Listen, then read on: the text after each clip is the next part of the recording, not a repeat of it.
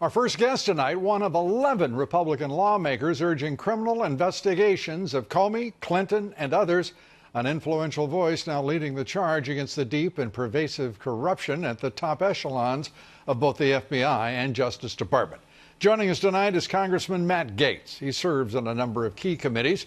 They include Judiciary, Budget, and Armed Services. Good to have you with us. A criminal referral.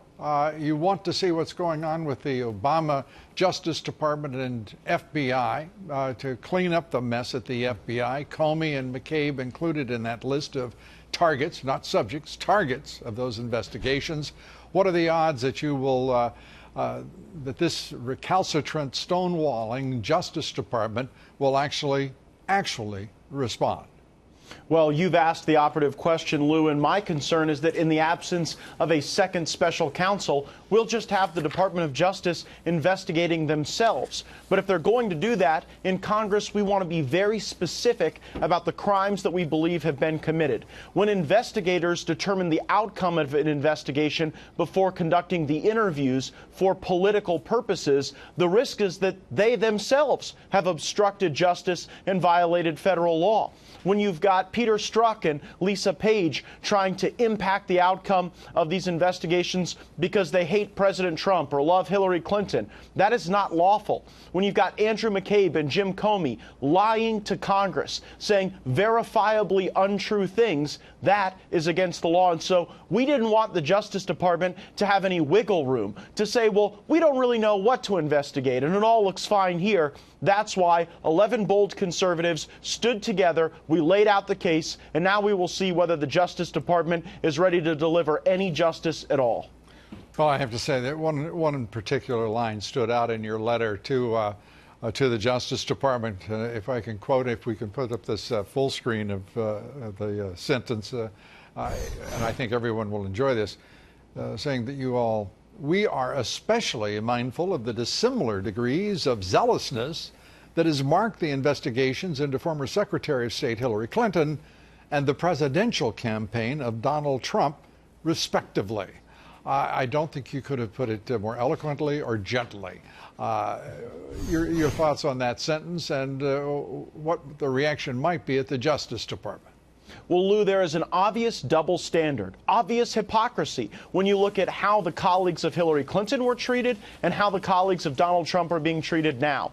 Hillary Clinton's entire team was given the opportunity to review their own documents and self-curate what they were going to present as evidence. They also got immunity deals from the Obama Justice Department. Compare that to people who've had associations with Donald Trump. They're getting raided with no notice, no warning, no ability to separate out information that has nothing to do with foreign interference in our election process. And when the American people see the way Donald Trump is treated, when they see how unfair this is, they continue to rally to our cause. Lou, I think it's one of the reasons why the president's approval rating continues to rise, because regular folks in this country see what a sham it is. The Democrats are working together with the deep state to discredit the duly elected president of the United States while ignoring their own crimes and misconduct. That is not the rule of law in the United States. It's not the rule of law, and you have the only cabinet member in history in this country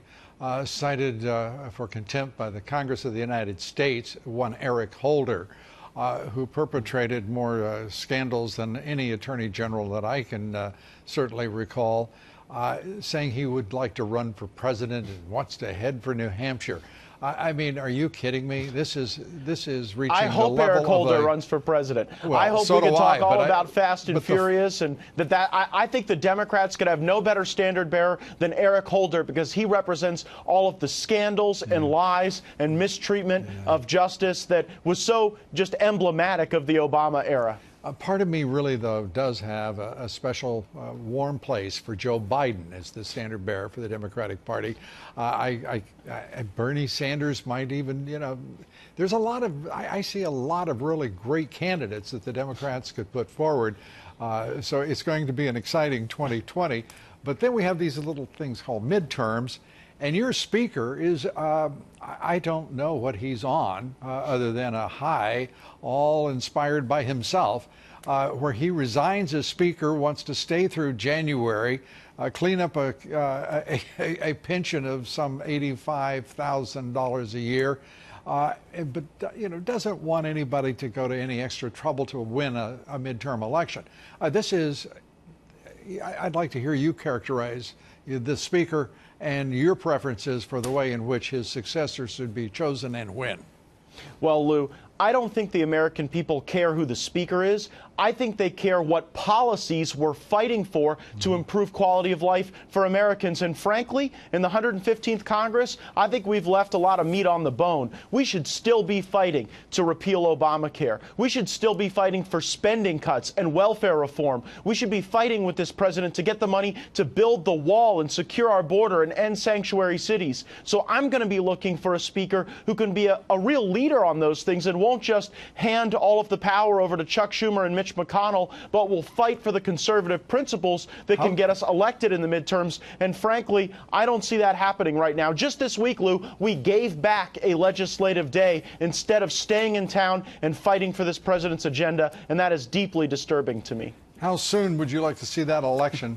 And is there an appetite in the conference to see that election very soon? Well, Lou, I don't know when it'll be, but I know that the ideas will matter more than the personalities, and we've got to have a fighting spirit in the Speaker's chair, and I'm hopeful we'll get somebody that can lead our conference with that vigor and with that sense of purpose. I think you should be fair to Speaker Ryan.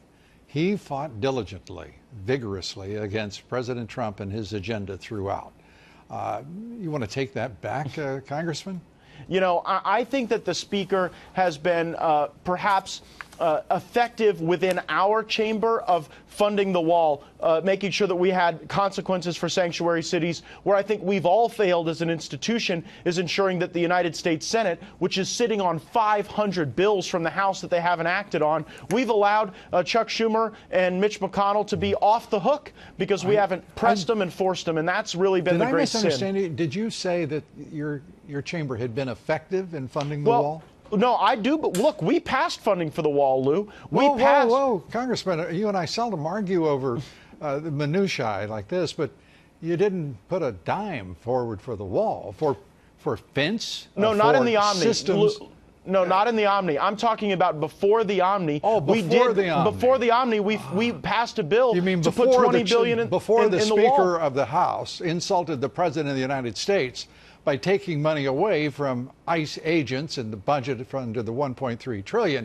You mean before the Speaker insulted the President of the United States and not putting forward a dime to build a wall, but started nonsense about systems. No, you're right. You're right to be critical about that, but at least we passed it at some point. The problem is then we lost our fight. We lost our vigor. We didn't stay locked in to the promises that we made. Do you have a preference for Speaker and say maybe by the end of this month? Hey, if Jim Jordan were Speaker of the House, we'd be winning so much we'd be tired of winning. I think Jim Jordan's a great leader for the conservative cause, and I'd love to see him as our Speaker.